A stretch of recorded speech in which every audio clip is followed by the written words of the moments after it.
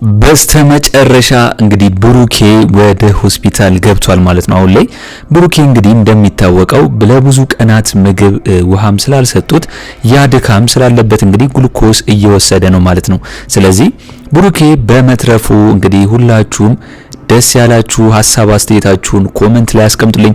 ሞገስም ቢሆን እንግዲህ እንዳየነው አሁን ላይ ጭረት እንደሆነ ተርፏል። ነገር ግን ያው እንደተመታ ደም በጣም ፈሶታል።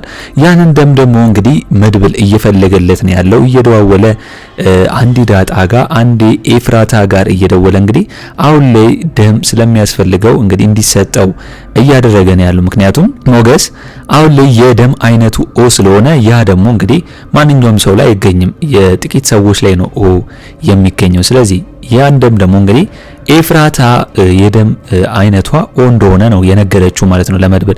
ስለዚህ አሁን ላይ እንግዲህ መድብል ኤፍራታ እንግዲህ እንደሚታወቀው ደካማ ጎኗ ምንድነው? ብር ነው። ገንዘብ ከሰጣት ምንም ነገር ኤፍራታ እንደምታደርግ ይታወቃል። ስለዚህ አሁን ላይ መድብል እንግዲህ ለኤፍራታ 20 ሺህ ብር ሊሰጣት ወስኖ ነው እሷም መታ ለሞገስ ደሟን ልትለግሰው ነው።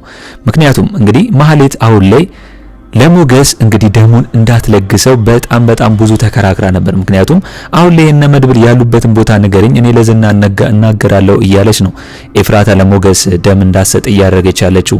ምክንያቱም ዝና በጣም ብዙ ጊዜ ስለ መድብል እየጠየቃት ስለሆነና ስለ መድብል ሁኔታ እየጠየቃት ስለነበር ነው ኤፍራታ ለሞገስ ደሙን ለመስጠት ብትፈልግም፣ ነገር ግን የማህሌት ደግሞ ይባስ ነው። ጭራሽ ብር ካለ ብዙ ካልሆነ ወይም ደግሞ ጭራሽ እንግዲህ ማህሌት እያለች ያለችው ነገር ምንድነው 50 ሺህ ብር ካልሰጠች ታዩ እያለች ነው የምትገኘው ማለት ነው። ነገር ግን አሁን ላይ መድብል እጁ ላይ 20 ሺህ ብር ብቻ ነው የሚገኘው። ምንም ብር እጁ ላይ እንደሌለ ስላወቀ ነው አሁን ላይ ኤፍራታ እንዴት እኔን ጥላኝ ትጠፋለ ለዝና አሳልፈ እኮ ሰጠኝ ስትለው አሁን ላይ መድብል ምንም ማድረግ አይችልም ፖሊስ ስላልሆነ ለሷም ቢሆን እንግዲህ ለፖሊስ አመልክቼ ብሏት ነበር። ስለዚህ ኤፍራታ ደግሞ ያንን ነገር ማታደርገው ዝና በጣም ከባድ ሰው ስለሆነ ነው አሁንም ቢሆን ዝም ያለችው ማለት ነው። ስለዚህ አሁን ላይ እንግዲህ ሞገስም እንዳየነው አሁን ላይ ተርፏል።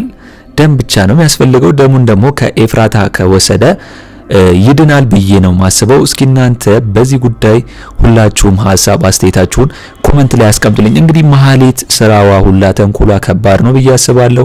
ምክንያቱም አሁን ላይ ኤፍራታ እንግዲህ ደም ለመስጠት ስትሄድ ወይም ደግሞ ከመድብል ጋር ሲገናኙ ዝናን ጠርተው እንግዲህ መድብል ያለበትን ቦታ ወይም ደግሞ ያለበትን ሆስፒታል ልትናገር ትችላለች ብዬ ነው ማስበው። ማህሌትን እኔ መቼም ቢሆን አላምናትም። ምክንያቱም ሞገስ እንዲኖር ሳይሆን እንዲሞት ነው የምትፈልገው ካደረጋት ነገር አንፃር። ያንን ቪዲዮ ሙሉ ዩቲዩብ ላይ ወይም ደግሞ ሶሻል ሚዲያ ላይ ስለለቀቀባት አሁን ላይ እንግዲህ ማህሌት ሞገስን መበቀል ነው እንዲሞት ነው እንጂ እንዲተርፍ አይደለም የምትፈልገው። ነገር ግን ኤፍራታ ደግሞ አሁን ላይ በገንዘብ ስለመጣላት ያንን ገንዘብ ደግሞ እንዳያመልጣት እሺ ብላ አሁን ላይ ልትሰጠው ነው ማለት ነው። ስለዚህ ሞገስ በስተመጨረሻም ይተርፍልናል። ለብሩኬ ያደረገው መስዋዕት ወይም ደግሞ ራሱን ለብሩኬ የከፈለለት ነገር እንዲሁ የዋዛ አይሆንም። ምክንያቱም መዳኑ ራሱ ትልቅ ነገር ነው። ይህንን ለራሱ ቁጭ ብለው ማውራታቸው ይቀጥላል ብዬ ነው የማስበው። እስኪ እናንተ በዚህ ጉዳይ ሁላችሁም ሞገስ በመትረፉ ደስ ያላችሁ ሐሳብ አስተያየታችሁን ኮሜንት ላይ ማስቀመጣችሁን እንዳረሱ። እንግዲህ ምሳሌ ክፍል 104 ቶሎ እንዲለቀቅ ሁላችሁም ኮሜንት ላይ ክፍል 104 ቶሎ ይለቀቅልን በማለት ይሄንን ቪዲዮ ላይክ በማድረግ ጀምሩ። ሌላው ጉዳይ ደግሞ እንግዲህ አሁን ላይ ዝና በጣም ተናዷል ማለት ነው። ምክንያቱም እነ መድብልና እነ ሞገስ ብሩኬን ማስፈታታቸው በጣም ተናዷል። እንግዲህ ዝና ለካሌብ ሞሲሳ እየተናደደ ነው የተናገረው። ምክንያቱም ዝና አሁን ላይ ሞገስ እንግደለው ብሩን የማይሰጠን ከሆነ አሁን ላይ ካሌብ ሞሲሳ ምክንያቱም ዝና እንግዲህ ብሩኬን እንግደለው ቶሎ ብሩን የማይሰጠን ከሆነ እያለ ካሌብ ሞሲሳን በተደጋጋሚ ጊዜ እየጠየቀው ነበር። ነገር ግን ካሌብ ሞሲሳ የሚፈልገው ብሩኬን መግደል ሳይሆን ብሩን እንዲመልስለት ነው። ያንን ሁሉ ገንዘብ እንዲመልስለት ነው የፈለገው። ስለዚህ አሁን ደግሞ ሳያስቡት ሞገስ እንደገና መድብልና የመድብል ጓደኛ በጣም ከባድ ሰው እንደሆኑ ነው ዝና የተመለከተው። እንግዲህ ዝና ከዚህ በፊት ለካሌብ ሞሲሳ ሁሉንም ነገር አስረድቶታል። ምክንያቱም እነ መድብል እነ ሞገስ እነዚህ ሰዎች በጣም ከባድ ሰዎች እንደሆነና እየተከታተሉን ነው ብሎ ካሌብ ሞሲሳን ተናግሮታል። ምክንያቱም ብሩኬን የሆነ ነገር ካላደረግነው ወይም ደግሞ እጃችን ላይ የምናስቀምጠው ከሆነ እነሱም መከታተላቸውን አያቆሙም ነው። ስለዚህ ለምን አናስወግደውም ብሎ ካሌብ ሞሲሳን ጠይቆት ነበር ከዚህ በፊት።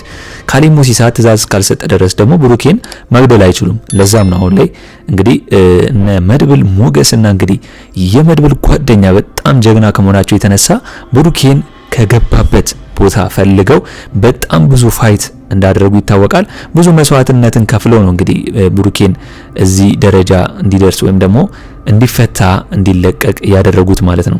አሁን ላይ ዝና በነ ሞገስ በነ መድብል ብሩኬን በማስለቀቃቸው ተናዶ ያንን እንዴት ደግሞ እንግዲህ እንዳየናት በልጅቷ ላይ ነው እንግዲህ እየተወጣ ያለው። ምክንያቱም አሁን ላይ እንግዲህ የልጅቷን እየጠየቃት ያለው ምንድነው ቤተሰቦቿ ገንዘብ እንዲልኩ ነው። 500 ሺህ ብር ቤተሰቦችሽን አስልክ እያላት ነው ማለት ነው። እንግዲህ አሁን ላይ ዝና ገንዘብ ነው የፈልገው ትህትናን አስሯት ማለት ነው። ወይም ደግሞ ልጅቷን አግቷት። ስለዚህ አሁን ላይ ምንድነው ያላት ቤተሰቦቿ አቅም እንደሌላቸውና ያንን ነገር ማድረግ እንደማይችሉ በተደጋጋሚ ጊዜ ለዝና ብትነግረውም ነገር ግን ይሄንን ነገር ካላደረግሽ እደፍርሻለሁ ብሎ አስፈራርቷታል ማለት ነው። እንግዲህ ዝና አሁን ላይ በጣም ከባድና በጣም መጥፎ ሰው እየሆነባት ነው። እሷ ላይ ልጅቷ ምንም በማታውቀው ከገጠር አምጥቶ ሳውዲ አረቢያ ወይም ደግሞ አረብ ሀገር እልክሻለሁ በማለት እዚህ ካመጣት በኋላ እንግዲህ አግቶ ብር ለመቀበል ነው እንግዲህ ያስቀመጣት ማለት ነው እስከዛሬም ድረስ። እንደገና ደግሞ ከሌሎች ሴቶች ለይቶ ያመጣት ደግሞ የሆነ ተንኮል ሴራ ለብቻው ለመስራትና እንግዲህ ከሷም ደና ብር ለመቀበል ወይም ደግሞ ገንዘብ ከሷ ለመቀበል ካልሆነ ደግሞ እንግዲህ እንደ ሚስቴም አረጋታለሁ ሲል እየተደመጠ ነው የሚገኘው። ስለዚህ ዝና እንግዲህ ፖሊስ መቼ ነው የሚይዘው በዚህ አስራውና በዚህ ተግባሩ? አሁን ላይ ማስረጃ ደግሞ ከሌለ ፖሊስ ምንም ቢሆን ዝናን ማሰር አይችልም። ማስረጃ ምን ጊዜም ይፈልጋል። ዝናና እነ ካሌብ ሞሲሳ ደግሞ ሁሉን ነገር ሲሰሩ በሚስጥርና በጥብቅ በሆነ ነገር ነው። አሁን እንደዚህ ለፖሊስ ተላልፈው እንዳይሰጡ በጣም ከባድ በሆነ ድርጊት ወይም ደግሞ በድርጅት ሆኖ ነው እነሱ ይሄ ነገር እንዳይታወቅባቸው እየሰሩ ያሉት። እንግዲህ ካሌብ ሞሲሳ እንኳን እኮ እዚህ ሀገር የለም፣ በሀገር የለም። እንግዲህ እነ ዝናን ነው ቀጥሮ እያሰራ ያለው እንጂ እሱ የሆነ ነገር እንኳን ቢፈጠር ቀድሞም የሚያዙት እነ ዝና ናቸው እና የነ ዝና ውስጥ ያሉት ተቀጣሪዎች ማለት ነው። ስለዚህ አሁን ላይ ከልጅቷ ቤተሰቦች እንግዲህ ልጅቷ ያንን ነገር ላለማድረግ ወይም ደግሞ ራሷን አሳልፋ ላለመስጠት ቤተሰቦቿ እንደሚልኩ ነው የነገረችው ማለት ነው። ዝና እነ ብሩኬ በመፈታቱ ቢናደድም ነገር ግን ንዴቱን አምጥቶ እንግዲህ እሷ ላይ እየተወጣባት ነው የሚገኘው። መቼውን እንግዲህ ዝና በፖሊስ ቁጥጥር ስር የሚያዘው ብላችሁ ነው የምታስቡት? እስቲ ሁላችሁም በዚህ ጉዳይ ሀሳብ አስተያየታችሁን ኮሜንት ላይ አስቀምጡልኝ። እንግዲህ ሌላው ጉዳይ ደግሞ ሉላ አሁን ላይ ሞገስ ስልክ አላነሳ ሲላት በጣም ተጨንቃለች ማለት ነው። ምክንያቱም ሞገስ እንደሚታወቀው የሆነ ነገር ባይሆን ኖሮ ለሉላ ስልክ ያነሳላት ነበር፣ ያወሩ ነበር። ነገር ግን አሁን ላይ እንግዲህ ሚሽን እንደገቡና ለሶስት ብሩኬን ለማስፈታት እንደሚሄድ ስለነገራት ካሁን ሞገስ ምን ሆኖብኛል እያለች በጣም እየተጨነቀች ነው። ለዳጣም እንኳን ስደውላት ዳጣም እንግዲህ ያወራቻት ነገር አሁን ላይ ፋይት ላይ ናቸው፣ ሊመጣ ይችላል፣ አንድ ላይ ሊሆኑ ይችላሉ ብላ ነው እንግዲህ እየተናገረች ያለችው። ምክንያቱም አሁን ላይ እንግዲህ ጠበቃው እያስጨነቃት ነው የሚገኘው ሉላን። ምክንያቱም ከዚህ በፊት እንደምናውቀው እቤት ድረስ መጥቶ በቀጠርኩሽ ቦታና ጊዜ እንድትመጪ ፈልጋለሁ ብሏት ነበር። ያኔ ሞገስ እየመጣ ስለነበር ሉላም ያላት አማራጭ ምንድነው ጠበቃውን ከቤት ማስወጣትና እሱ የሰጣትን ነገር እሺ ማለት ነበር። ነገር ግን አሁን ላይ ጠበቃው ጊዜው ደርሶ ሉላ እንድትመጣ እየጠየቃት ነው። ካልሆነ ግን ሞገስ የሚፈልገውን ሀብትና ንብረት እንደማይወስድና እንደሚረሳው ንገሪው ነው እያላት ያለው። አሁን ላይ ሉላ ለምንድነው ለሞገስ የማትነግረው? እንግዲህ በተደጋጋሚ ጊዜ ተናግረናል። ሉላ ለሞገስ ነግረው ከዚህ ጠበቃ ላይ ራስ እንዲወርዱና ሌላ ጠበቃ ቢይዙ በኔ አስተሳሰብ አሪፍ ነው ብዬ ነው ማስበው። ነገር ግን አሁንም ቢሆን ሉላ ካልተናገረች ለሞገስ ጠበቃው እንግዲህ ሉላን እያስጨነቃት የማትወጣበት ጉድ ውስጥ ሊያስገባት ይችላል። እንደገና ደግሞ ሞገስም እንግዲህ ከጠበቃው ጋር ሉላን ካያት ይፈታታል ወይም ደግሞ ይርቃታል ብዬ ነው ማስበው። እስኪ እናንተ በሉላ ጉዳይ ያላችሁን ሐሳብ አስተያየታችሁን ኮሜንት ላይ አስቀምጡልኝ። እንግዲህ ሌላው ጉዳይ ቅድስት ምሳሌ እንደገና ደግሞ ዳጣ ቤቱን በሙሉ እያጸዳዱት ነው። ምክንያቱም መድብል ለቅድስት ደውሎላት ብሩኬ ደህና እንደሆነና ነገ እንመጣለን ብሎ ስለነገራት ቤቱን እንግዲህ ፏፏ እያደረጉት ነው የሚገኙት ማለት ነው። ነገር ግን ያው እንደ ሆኖ ምክንያቱም ብሩኬ በጣም ከባድ ሁኔታው ስለሆነ ግሉኮሱን በደም መውሰድ ስላለበት ያው በዛን ቀን አልመጡም ነበር። ዳጣም በጣም ተናዳለች። እነ ብሩኬን በጣም በተስፋ እየጠበቀቻቸው ነበር። ስለዚህ ያን ጊዜ እንግዲህ ምሳሌ ተኝታ ስለነበር እንዴት ብላ ነቅታ እንደሆነ በር መች ተንኳክቶ እንደሆነ ባይታወቅም ምሳሌ እንግዲህ በሩን ሲከፍተው ሁለት ሰው እንዳየች አይተናል። እነዛ ማን ነው ይመስላችሁ? የነዝና የተላኩ ሰዎች ናቸው። አሁን ላይ ብሩኬ መፈታቱን ካወቁ በኋላ ምሳሌን እንደገና ሊወስዷት ነው የመጡት ወይስ መድብል ብሩኬን ተሸክሞት?